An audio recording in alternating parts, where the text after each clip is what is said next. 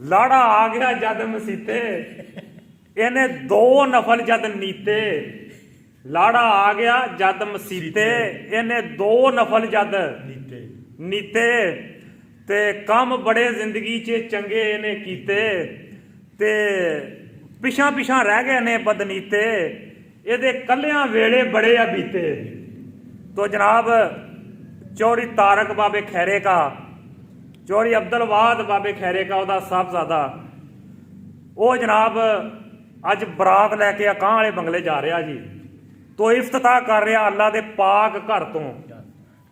मुफ्ती साहब होरां दे नाल रल के जनाब इन्हें अज दो नफलों की अदायगी की आ। तो हुण मुफ्ती साहब दुआ कराउणगे ते अल्लाह की जात जी ये वास्ते ये जड़ा नवा संग बन लगा है खुशियां ना भर दे।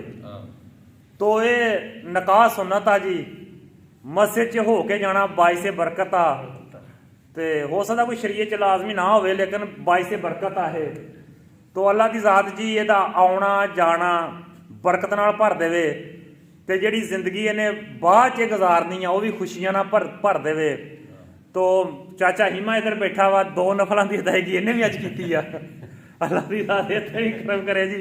बाकी जाहद बैठा, इहदा मामा भी जनाब पिछे भा भोला भी बैठा वा, और पिछे कज़न है इहदा बैठा। तो जनाब हुण दुआ करते हैं। दुआ करन तो बाद गड्डियां फुल्लां वालियां बाहर तैयार खड़ियां वा, ते भाई जी फुल्लां वाली गड्डी च बह के चौधरी तारक जाऊगा ते लग पता जाऊगा। तो जनाब मक्खण जट अपने मेज़बान नूं इजाजत दिओ। तो इदां दे जिहड़े लुके होए हीरे असीं कदी कदी तुहाडी खिदमत च पेश करते हैं। ते अज दा अहम दिन वा ते मुबारक दिन वा। अल्लाह जनाब खुशियां ना भर देवे। अस्सलामु अलैकुम, अल्लाह हाफिज़। मुफ्ती साहब होरी दुआ कराणगे। अल्हम्दुलिल्लाहि रब्बिल आलमीन, आखिरतुल लिल मुत्तकीन, वस्सलातु वस्सलामु अला रसूलिहि मुहम्मद व आलिहि व सहबिहि अजमाईन। आमीन। रब्बना आतिना फिद दुनिया हसनतन व फिल आखिरति हसनतन व क़िना अज़ाबन्नार। या हय्यु या क़य्यूम बिरहमतिका नस्तगीस। या अल्लाह मुश्किलां आसान फरमा, रस्ते दी रुकावटां तकलीफां दूर फरमा, खैर आफियत दे नाल अपनी मंजिल मकसूद ते पहुंचा। या अल्लाह जिसने एक मकसद वास्ते जा रहे हैं उन्होंने आसन तरीके नाल पाए तकमील तक पहुंचा। इस जोड़ी नूं ता हयात आसन तरीके नाल निभा करन दी तौफीक ता फरमा। दिलां दे अंदर एक दूसरे दी मुहब्बतां पैदा फरमा। इस निकाह नूं शादी नूं दो खानदानां दे दो भरावां दे इत्तफाक इत्तेहाद प्यार मुहब्बत दे इजाफे दा जरिया बना। या अल्लाह हर खैर इन्हां नूं नसीब फरमा, हर शर तो इन्हां दी हिफाजत फरमा।